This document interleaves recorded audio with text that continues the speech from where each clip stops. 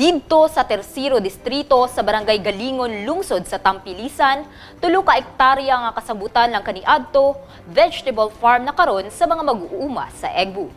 Ania ang dugang detalye sa report ni Lorvie Kabili. Baguhay pa lang nagsugod ang mga Igbo farmers dinhi sa Barangay Galingon apan sila porsigido nga magpadayon tungod kay nakita nila nga sa Igbo adunay kaugmaon.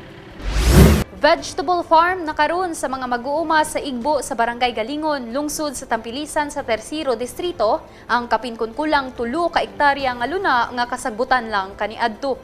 Pinaagi sa pagkugi ug pagtinabangay sa 31 ka mga miyembro sa Galingon Igbo Farmers Association, nalimpyuhan ang 6 ka area ug napuno na kini karon og tanom nga nagadaiyang utanon nga gilangkuban sa kalabasa, okra, talong, balatong, palya at sal ug pechay. Sumala ni Rogelio Andamon, presidente sa nasangpit nga grupo sa mga mag-uuma, nga gipasigarbo nila nga nakita nga adunay mapupo nga produkto gikan sa ilang hinaguan. Panghinaot niya nga mulampos pod ang ilang grupo ug mukita sab sila og dako aron makatabang kini sa tagsa-tagsa ka pamilya sa mga miyembro. Mga kaigsuunan ko sa ubang lugar, kami taga Galingon, akong ipasigarbo nga sa among hinaguan na nagimi nakita na ninyo ning among bitbit nga moy amo ang gipangandoy nga moabot sa moa ang insaktong biyaya gikan sa Ginoo. Maninaot tudon ako sa mga ubang lugar nga maparehas mo sa moa pod nga napod mo yung mga hinaguan nga makita. Ang among natamnan gyud sa pagkakaron more or less 3 hectares.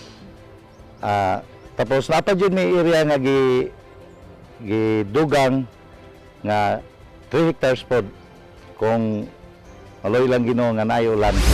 Sa pagkakaroon, daghang mamalitay na ang mag-atang sa ma-harvest nila nga produkto, bisan nga pila pa lang kaklase sa utanon ang gisugdan nila og pupo.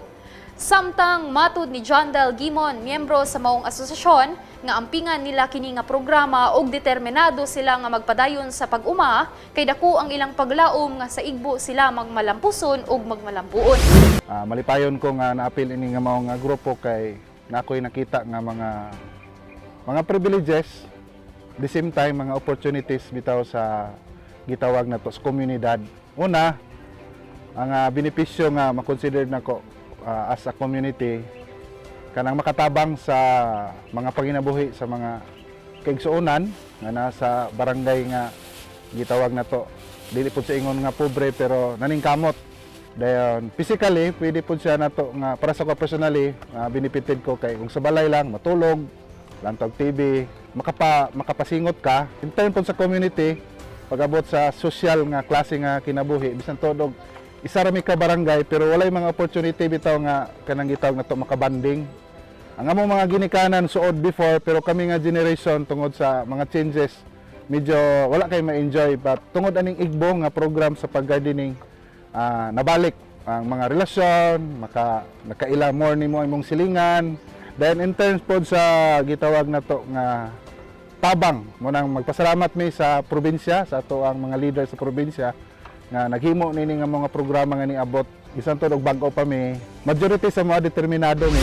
Duha sa 6 ka area nga gigarden sa mga miyembro sa Galingon Igbo Farmers Association ang nabisita ning lokal nga prensa kaniadtong Pebrero 15 uban sa pagiya ni Igbo Agricultural Technician Judy Ann Harmin ug kauban ini nga agricultural technician ug community organizer.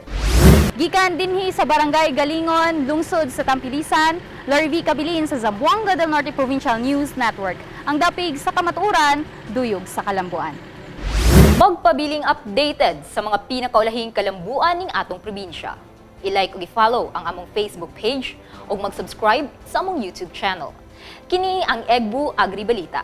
Lady Mereluya alang sa Zamboanga del Norte Provincial News Network. Ang dapig sa kamatuoran, duyog sa kalambuan.